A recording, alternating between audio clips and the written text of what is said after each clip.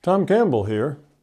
If you find something of significant value in our videos, please consider supporting their production through our Patreon account or through a one-time donation. The links are in the description below. Thank you and enjoy the video.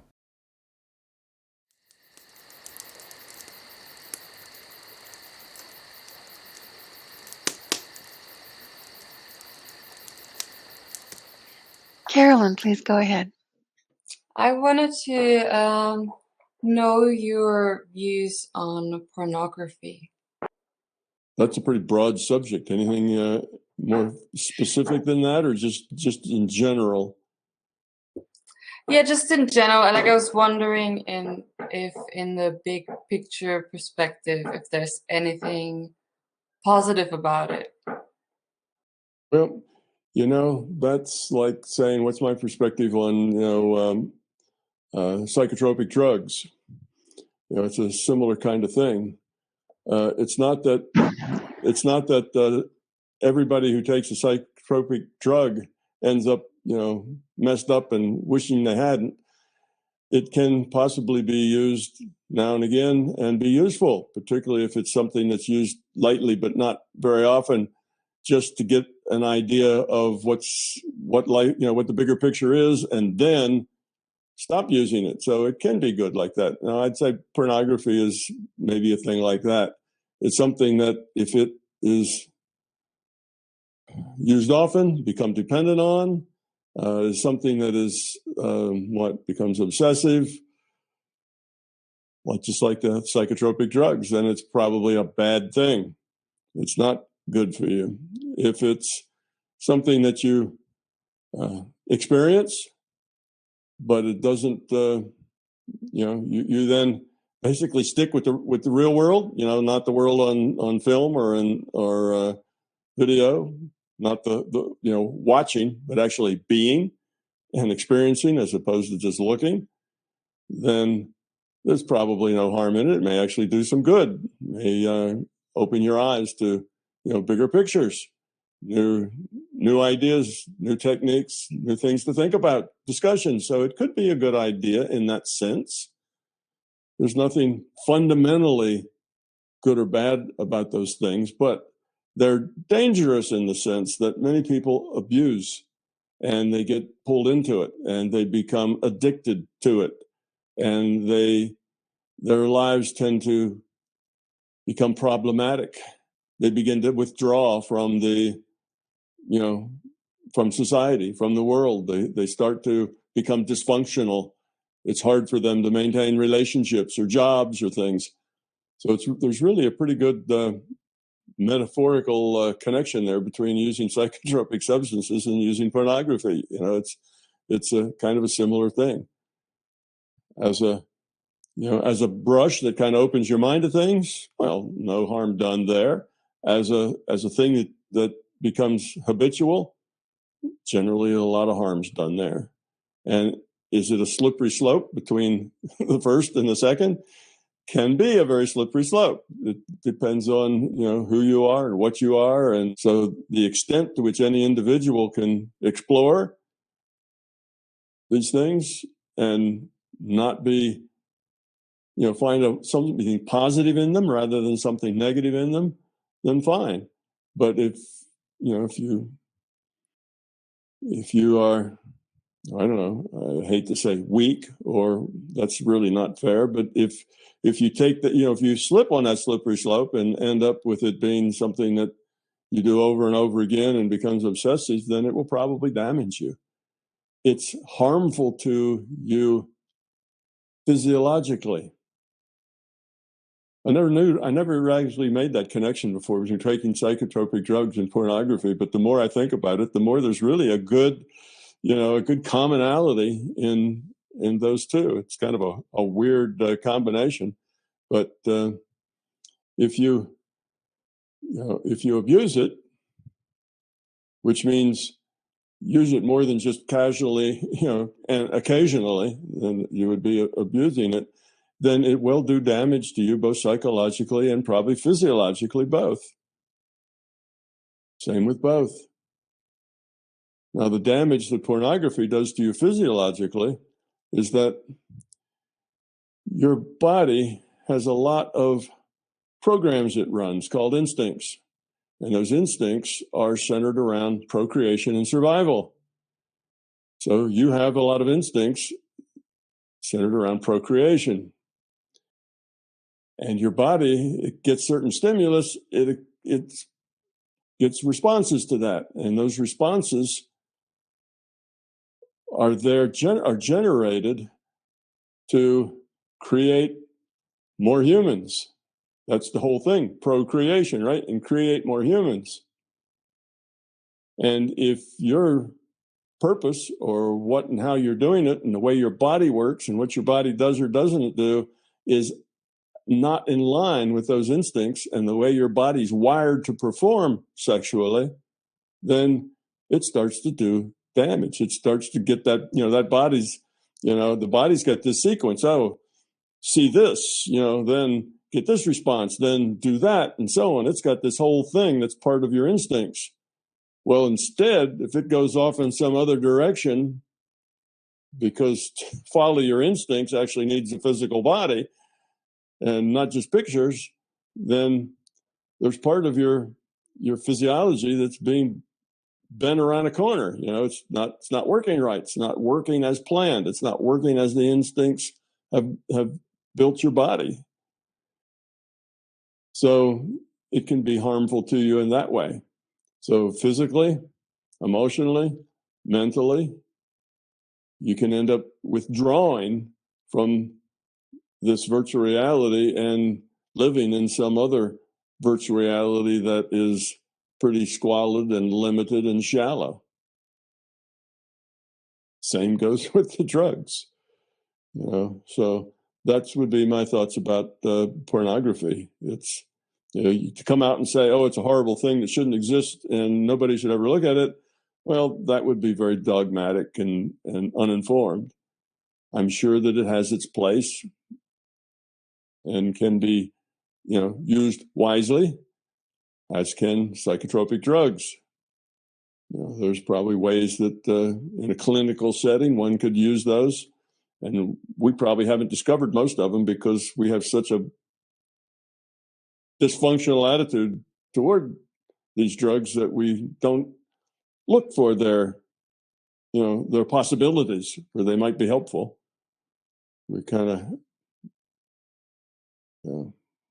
it's hard for us to be rational when it comes to things like that. And it's hard for us to become rational when we're talking about sexuality as well. And also, we have a lot of dysfunctional attitudes there. So in any case, yes, could be helpful some places, some situations, but slippery slope, and if you get caught down that slippery slope, it will do damage in multiple ways. And it will take a lot of effort to get out of that damage, to come back from it. It won't be just trivial. It'll be something you'll have to work on over time. It'll create all kinds of problems for you, social problems, relationship problems, even problems at work. It'll begin to dominate your life more and more. I mean, this connection between the psychotropic drugs and pornography is really kind of interesting. They really do have a lot in common. So anyway, that would be my take up on pornography. Not an evil thing by itself, but can be very destructive. And Tom, would you qualify that with these things that you're speaking of as only those things that are legal, of course? Donna, I don't know if the rest of you know, but Donna has her roots in being a lawyer. She got out of law school, so when she hears me, when she hears me say things, Tom, are you suggesting that people do things that are illegal? Oh, you could be arrested for that and put in jail. She wants me to have a little caveat here that says, absolutely not. Never do anything illegal, folks. Don't do that. That isn't good. It isn't healthy. You might get in trouble. You might get me in trouble. And no, Donna, I wasn't encouraging anybody to do anything illegal. Absolutely not. Please don't do anything illegal. Okay, good luck with the editing on that one, Justin. Um, yeah, let's go to Jan next, or Okay, Jan. I just wanted to ask a follow-up question. Oh, of course. I'm sorry, Caroline. I didn't I'm notice sorry, you I were. had to turn off the camera because the connection is just so bad. Okay, please I go ahead. wouldn't be able to hear Tom's question. Yeah, you mentioned some dysfunctional attitudes we have towards sexuality, and I would like to know what dysfunctional attitudes you were talking about. Well, that depends where you live. Dysfunctional attitudes towards sexuality, change. They grow and they diminish, depends on what culture you're in, where. You're over there in Europe and Germany, and you have a lot more open attitudes towards sexuality than we do here in the United States. You guys chased away all your religious fanatics across the sea to America, and we have that now as our heritage. So we tend to have more puritanical attitudes because the Puritans, were all run out of Europe and sent over here. So it makes a difference where you are. But still, even in Europe, there's still a lot of dysfunctional attitudes, toward sexuality.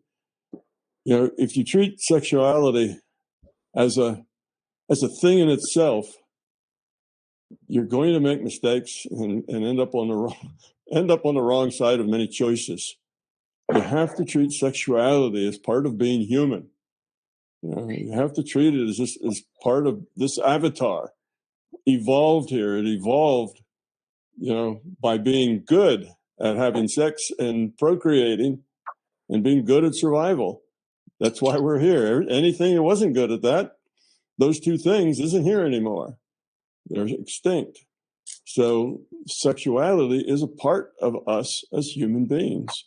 And to recognize that, to accept that, and to know that we have instincts that have to do with our survival and with our procreation. And to get crosswise with those instincts is not a good idea. It'll just make you neurotic, trying to do what deep inside of you is considered wrong or, unnecessary or whatever else. Trying to not be who you are is not helpful. Yeah. But anyway, as long as you see it as something natural, something you should not get crosswise with, and as long as you see that any relationship with anybody has to be caring, has to be about them, has to not be abusive, has to not be, this is what I want and this is what I'm going to take, and it's all about me and it's not about you. Or maybe it's a little about you, but only as much about you as you provide me what I want. All that self-centered stuff gets in the way and is not helpful. All that's high entropy, and it leads to poor relationships. So I think those are the only, those are the guiding things.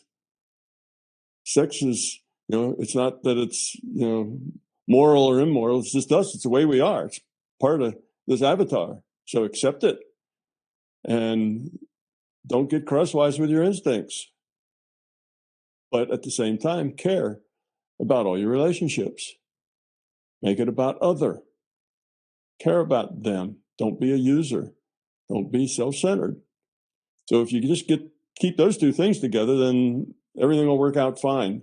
But the things you're talking about, Caroline, are things in our culture that don't take those two things into consideration. We have cultures, ours worse, mine worse than yours, probably, that where the culture doesn't accept, instincts and sexuality, doesn't accept that sexuality is just part of being human. There are, cultures that do. So, in as much as your culture creates barriers for you to be authentic and to be yourself and to express yourself in positive ways, if your culture gets in the way of that and makes those expressions wrong or illegal or not politically correct or whatever else, then those are the things I'm talking about. Whereas the society sometimes has negative attitudes toward people, wants to legislate how people function, what they do, and how they feel. Well, that's overriding people's free will. People who are not hurting or abusing other people and are being kind and gentle and caring of other people should be able to do what they want with each other if they both agree and they're both being low entropy people. So lots of laws, lots of cultural habits, lots of things that we do. You know, we have a lot of issues around gender, and we have groups that exist just to promote one gender or another. You know, that can be helpful, but that can also be dysfunctional. It can be helpful if you see problems that you want to help across all genders. Let's make the world a better place for men and for women. Well, that's good. Let's just make the better place for men. And if that puts some women at risk, well, who cares? That's not good. And let's make the world a better place for women. And if that discomforts or disadvantages some men, well, who cares? You see, that's not so good. So those organizations that are pro one gender or the other, they're not very helpful unless they're pro people fundamentally. If they're pro people fundamentally, then good. They can point out the things about one gender or another that they think are problematic or need change. There's nothing wrong with that, but they need to be pro people fundamentally, pro human. If you're just pro male or just pro female, then you're part of the problem. You're sexist either way. And you generally will end up creating more problems in your interactions with others than you do solve those problems. How's that, Caroline? Does that suit? Or are you Yes. looking for something more? No, I'm really happy you talked about it. Thank you very much. Mm-hmm. Jan, please go ahead. Okay. Hi, everybody, and hi, Tom. I wanted to ask about anger, which is currently coming into my life more often. And I was discussing this with a friend who's way older than me and has much more experience in life in general, and has also the negative and the bad sides of people and how to deal with them. And so I'm listening to him and trying to learn different perspectives. And the thing is, like,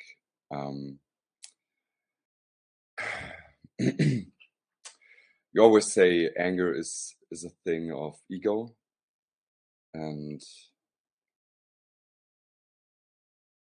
there is a lot of negativity surrounding his living place where I meet him occasionally.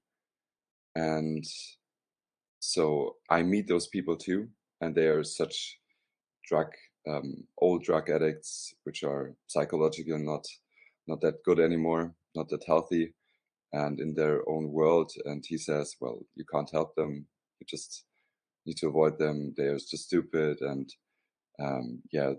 he occasionally laughs about them or just makes fun, and he talks about them in a negative way. And I think in my world that doesn't help the situation. But I also know and understand that, I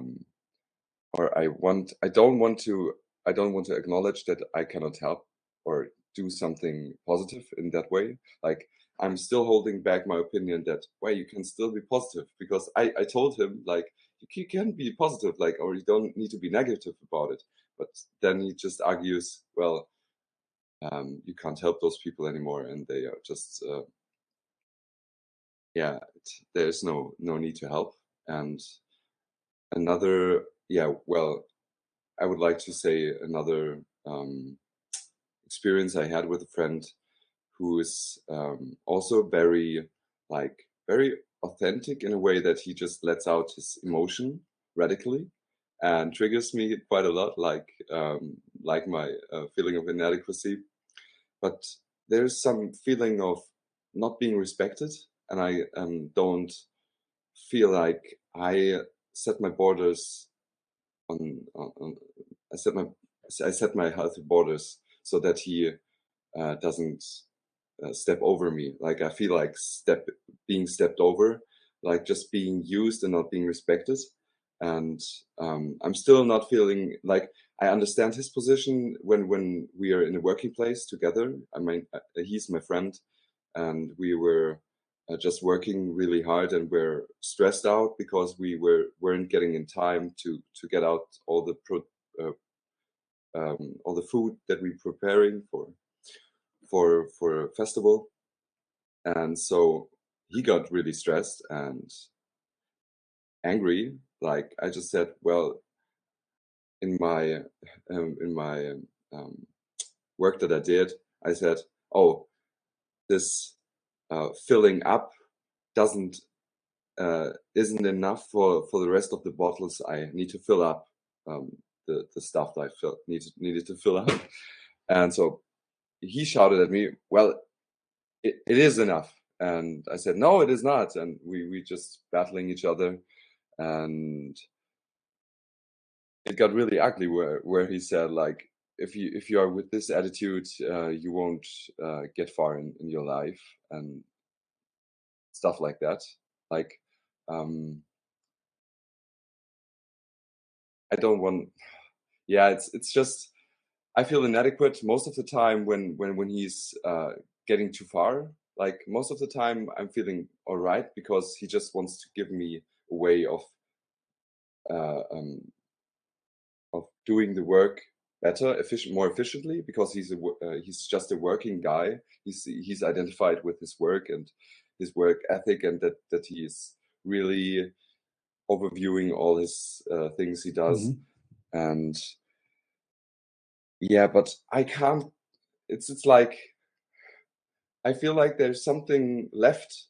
Like it's really hard to describe. Like the heart field or the connection is still not really getting in there. Like I'm feeling like I'm not being I cannot be myself, or I'm maybe fear. Yeah, maybe you can get a sense what I'm. So your question is, how do you deal with this, or what's going on? The anger thing. Like, is it? Oh yeah, right. I go way off track. Sorry.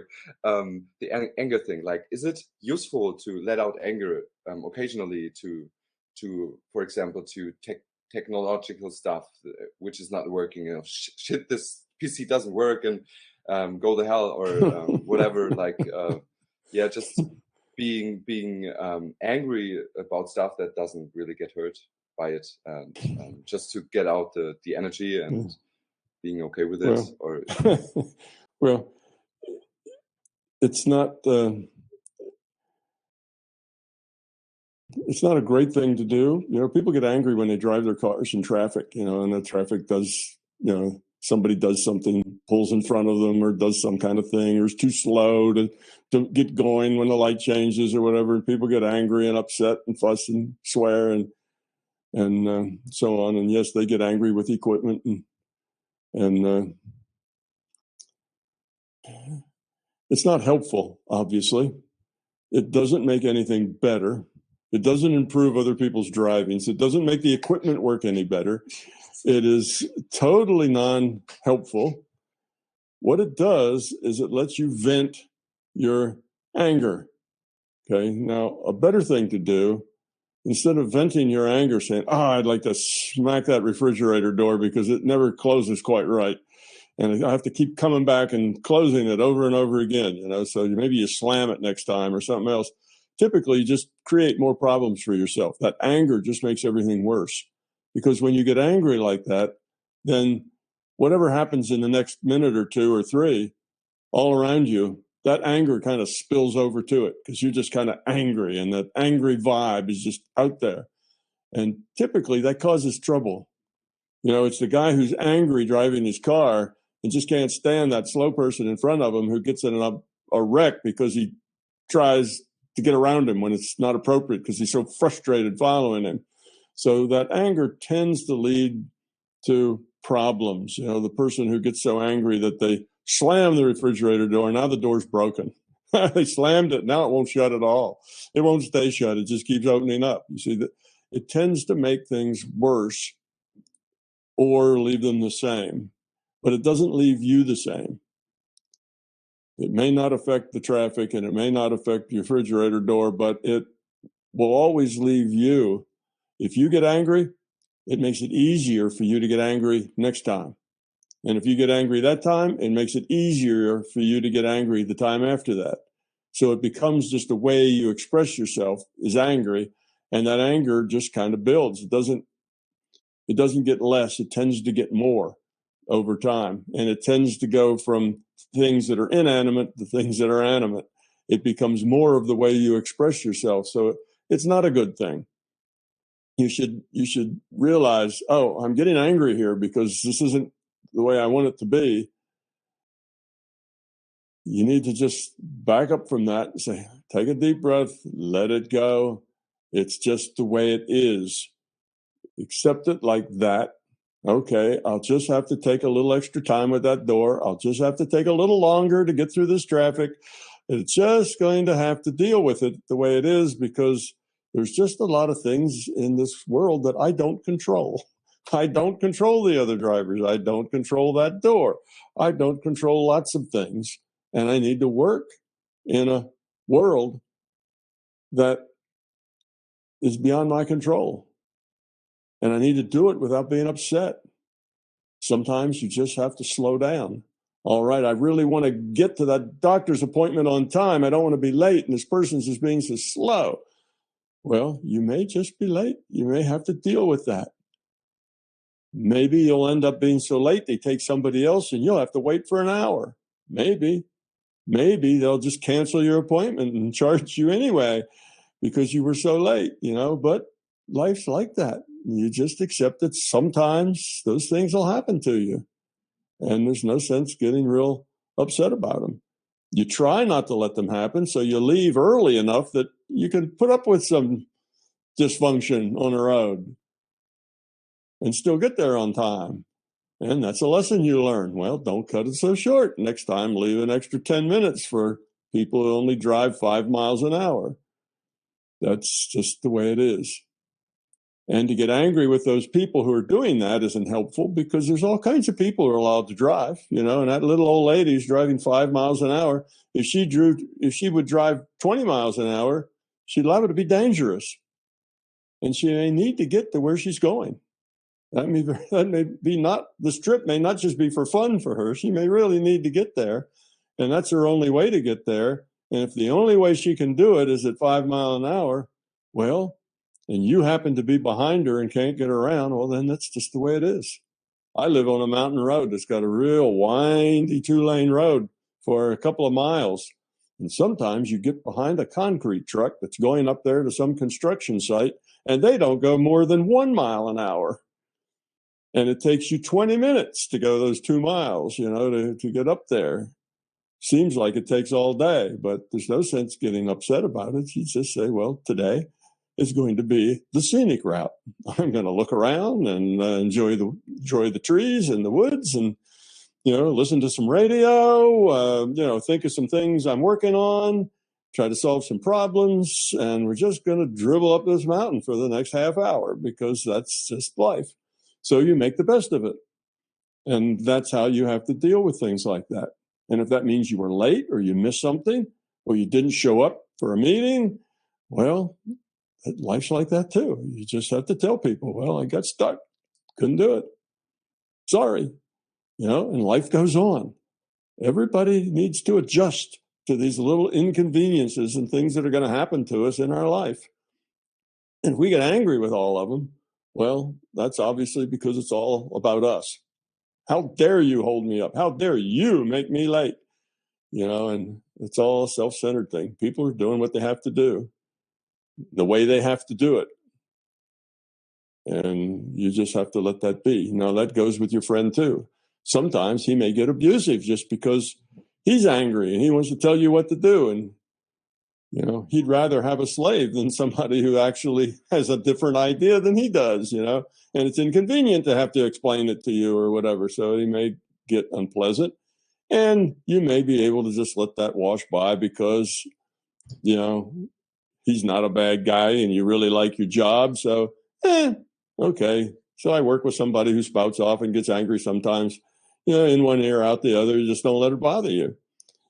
Or if it does bother you, then tell them about it. Say, hey, you know, this really bothers me. Or find another job, you know, or get rid of that fear altogether so it doesn't bother you. There's all kinds of ways, but you just deal with it, but deal with it in a positive way. Don't deal with it in a, you know, getting upset and angry just makes everything worse. And it'll ruin the next half hour of your day or the next hour now, because that anger gets your adrenaline going, gets other things going, and now you're kind of out of sorts and edgy, and it just makes everything worse. So if you get in things that are unpleasant, say, well, okay, I'm stuck with this person all day today because we're working together, and I'll just do the best I can. I'll get my work done. I'll do what I need to do. I'll accommodate if that makes it go smoother.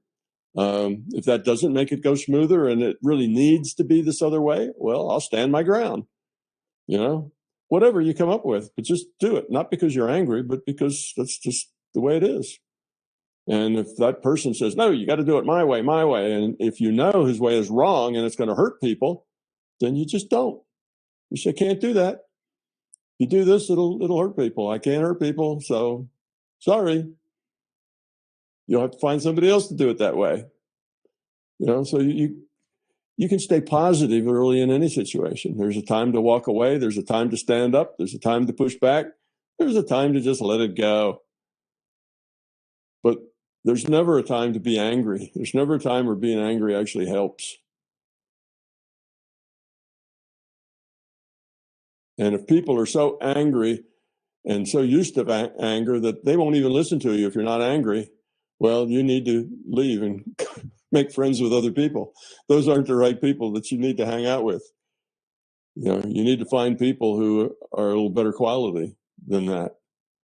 If the only way you can fit in is by being angry or upset or complaining, then you need to find a different situation, put your life in. That's not a good environment. Start looking for some other environment where you don't have to be negative or complain or make fun of other people or whatever to fit in. If you have to, then those aren't the people you should be hanging out with. I appreciate it. Thank you. Mm-hmm. Guillaume, go ahead with your question. Okay, so my question is a lot about relationships. I mean, lately I had problems. I lost two really important friendships in my life. I had loving breakups were really difficult, and then 2 years ago I lost a really good job opportunity. And then I'm working in a small area, you know, so there's some problem with my reputation around and some things like that. And I'm really open to deal with those situations and taking the responsibilities for those situations of my life. And I've did like a lot of reflection work on those situations, but Mm-hmm. I guess my question is, what is the difference with taking responsibilities for those like really suffering and really hard lesson, and taking the part that is due to you? I don't know if you understand what I mean by that. That's taking your responsibility and don't be too hard on yourself with the situation going around, and when your life and your relationships kind of being difficult and add up and add up and add up, it's been difficult to like appreciate yourself and just going through life with having a good intention about yourself and the life around you. So I guess that's pretty sum up what I wanted to say, and I just need kind of advice regarding all that, and taking good advice from you, Tom. Okay. Very much like I told Ralph, is that, you know, as you go through life, the way it works and the way you grow is you try to look at the long-term entropy, and you use due diligence on coming to choices. You make your choices, then you learn from them. So it sounds like that's what you've been doing. So the thing is, if you learn from each one, if you look at them and say, you know, if something went wrong or didn't turn out in a good way, then you look, why? Why did it do that? And not why from the position of what other people could have done differently, but what you could have done differently. Always look at it from the position of what you could have done differently, because we can all solve all of our problems by rearranging other people to be the way we want them. But that's not what we're trying to do. That's making everybody, you know, your slave. What we want to do is solve all of our problems by making us be as low entropy as we can be. So you look at all those problems and the friends that were lost and a job and so on, and you look at that and say, well, all right, why? Why did that happen? And, you know, what could I have done differently? How could I have been different? And then if you have a series of them like you have, then you look for commonality among them. Oh, well, see, yeah, in all of them, you know, this problem showed up. But in only one of them, you know, did that problem show up? And you get some sense of things you need to work on, things you need to change, things that should be better. And sometimes, of course, you may not find anything you could have done better. You know, maybe you were just at the wrong place at the wrong time. And, you know, stuff happens that you just accept it and go on. And there's really not a lot of lesson in there for you. You know, like maybe you get, you know, if you get fired from a job, but that's because your company lost a contract and they don't have that contract anymore, then, you know, there's not much of a lesson you can have there other than, well, if you're going to work as a contractor doing contracts, then this happens. You know, you're going to, sometimes the contract will go away and you have to go find another job. And you kind of have to accept that as a way of life if that's the kind of job you're going to have. So learn what you can learn from it.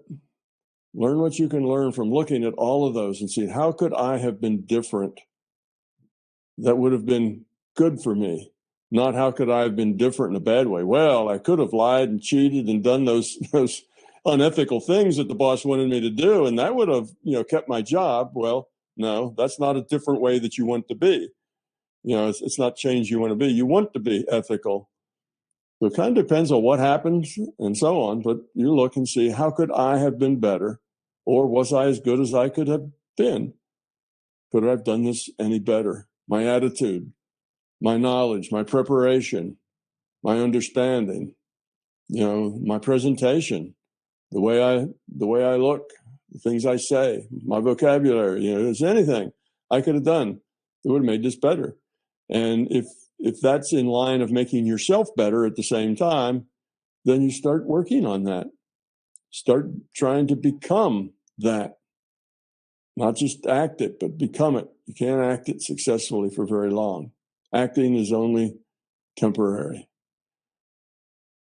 So that would be the thing to do. And you're in a small place, so you have, you know, a reputation. Maybe you need to move to a different place if that reputation now is such that it's negative and it's going to be an uphill battle. Or if you don't want to move or you can't, maybe you've got family there or other things that will hold you there, then you're going to have to say, well, how do I change this? This is what the problem is. How do I change this? And the change may make you change. You may have to change in order to change that. If that's the case, then you might as well just start working on that. But you always have to change yourself in a way that's lower entropy, that's good for you. You don't change yourself by, you know, like I say, becoming unethical so your boss likes you better. You know, that's not a good change. That's a negative change. You have an unethical boss, then you need to work someplace else. Go somewhere else. So, without knowing your problems specifically and just having them general like this, which is good, because there's probably a lot of people who have similar situations where everything seems to be going wrong. Everything seems to be headed downhill. What's going on? Well, take stock of the situation. Why? Just bad luck? What I think was important, my question was that when things go apart like this, you know that there's a lot of lesson out there to take care and deal with it. But what about the opinion about yourself?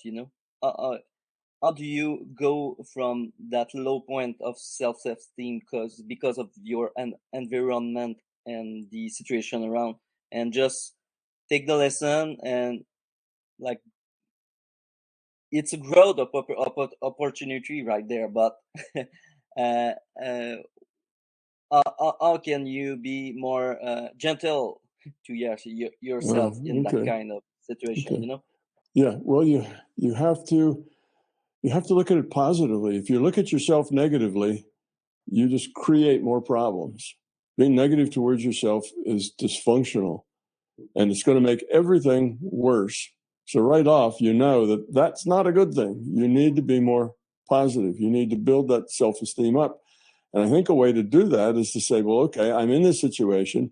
It's not good. I have reputation problems, but it's not like forever. It's just now. I can change that. I can change me. I can change how people interact with me. I can change how I interact with other people. So much of it is changeable. And you just set a plan. What's the plan? Well, I got to get rid of this fear and that fear, and I got to do this and that, and maybe, whatever it is the lessons you learn, and just have the idea that wherever you are, there's only one way to go from here, and that's up. It can only get better. That's the attitude. Say, okay, stuff happens, okay, I'm down at the bottom. I'm feeling bad about myself, but look, it's myself. The one thing I can change, if it was about the economy or about something else, well, you can't change that necessarily. But if it's about yourself, wow, lucky you. That's the one thing that you can change. So you start changing it, start being differently. You're saying, all right, this old self of mine is like this, and it's got itself into a bunch of trouble by bad luck or bad choices or whatever. I need a different self. I need one that doesn't have those problems. And you start working on them, and you will start making progress. Say, all right, maybe I need a different attitude. Maybe well, then work on that. Work on that attitude. Practice that attitude. Catch yourself whenever you don't have that attitude and say, oh, that's not good. I'm okay. I'm good. I can do these things. I can be what I need to be. I can grow. So have a positive attitude about your future and think that from here on, it can only get better. All you have to do is be authentic, be who you are, and be trying to be better. Seriously trying to be better to where you're actually making changes. And that should be a positive thing. You're on a start for something new, something better. Oh, it'll take time. It may take a couple of years. It's not that it'll be better in a week, but you got the rest of your life. It's an investment. So make that investment in you, in improving yourself, getting rid of fears, and just have in your mind the better future.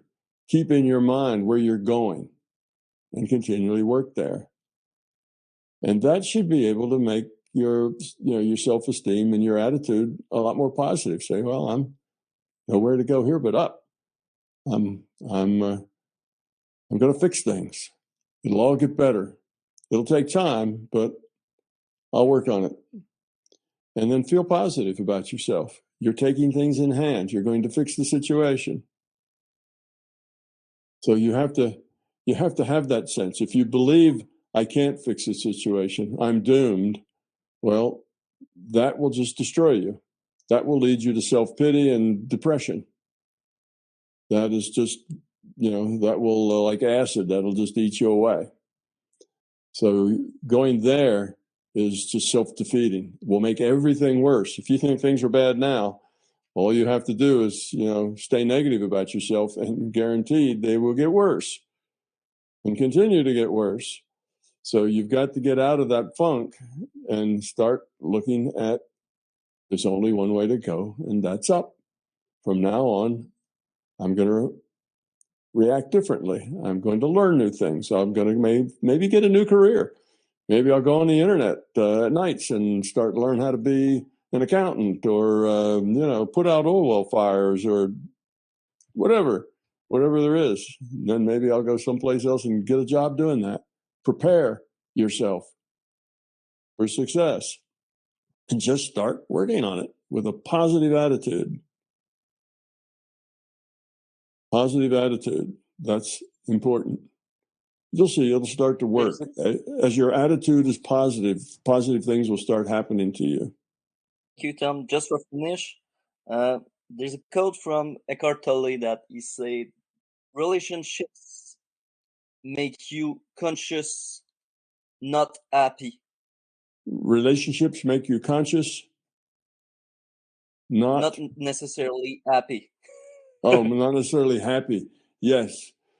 Yeah, relationships are where we learn. Relationships are where the rubber meets the road. Relationships are where our challenges are.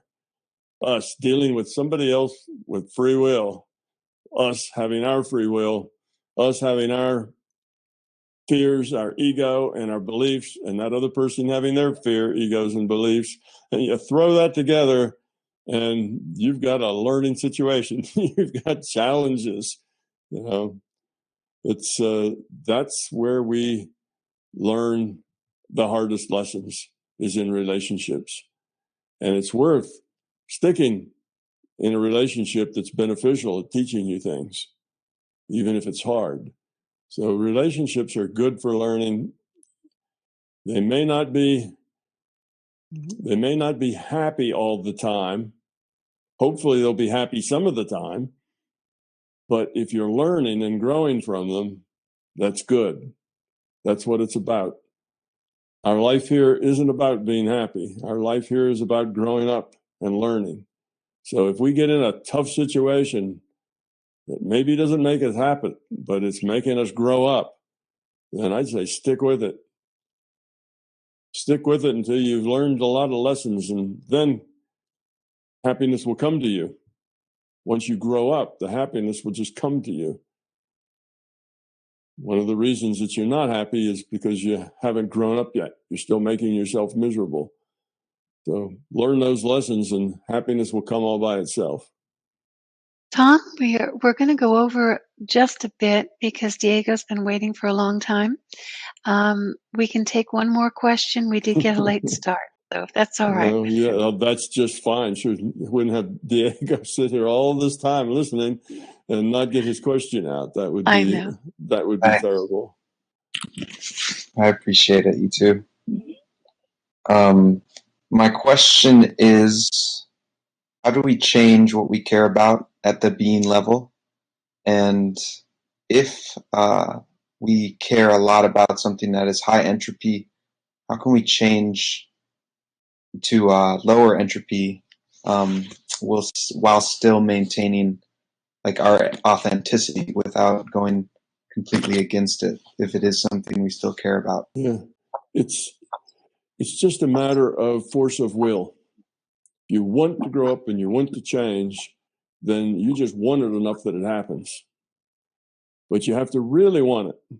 If you just pretend that you want it, oh, I should want this, I should do this, I should change this, I should be this way, then not much will happen. Maybe your behavior will change a little bit, but nothing much else will change. But if you really want to change yourself, then it's just force of will that makes that happen. If you really want it, you'll be thinking about it. You'll notice it. You'll know when you're not. You'll know when you're not doing it the way you want to do it. And you'll just constantly stop yourself and say, no, let that go. Don't be that way. And eventually, if you keep that pressure on yourself, you'll change. You just won't be that way anymore. Those same things, just you won't respond the same way anymore. You'll be a different person. So it's just force of will makes it happen. If you just sit and say, well, gee, I really should, be this way, I really should do that, then it hardly ever happens. It's got to be something you really want to do. And that force of will can be very strong. And you do it, but you have to keep everything else nicely balanced in the meantime. So yes, you have to grow up, but you have to grow up in a way that doesn't unsettle or create problems for other people. Unless those problems need to be created. Sometimes if there's somebody who's just, say, really mean to you, then the best thing to do is go someplace else. If there's somebody you're really mean to, then, well, you have to let that go. You have to get over that. That's not helpful. So sometimes just changing your environment can be helpful, but it's not about your environment. It's about you, not your environment. Does that help any, Diego? Yeah, it does. Yeah, I had a feeling it was going to have something to do with intent or will, but yeah, intent sets the direction. Says, here's where I want to go. That's my intention, and will get you there. Will's the force that actualizes the intent. Not necessarily easy, but worth it in the long run. Thank you, Tom, and thank you, everyone, for your questions. This wraps up our 80th Fireside Chat. Thank you, and see you again. Okay. So long, everybody. Thank you very much for coming, guys. Don't forget Oliver.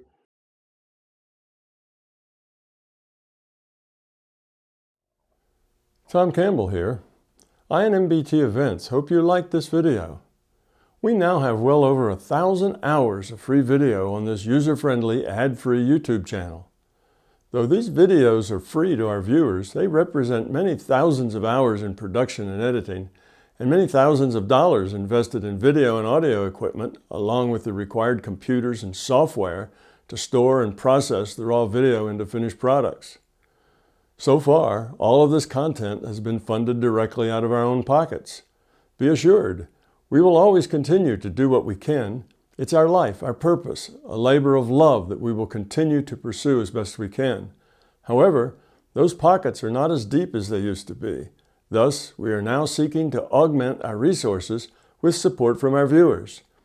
If you find something of significant value in our videos, please consider supporting their production through our Patreon account or through a one-time donation. The links are in the description below. Thank you.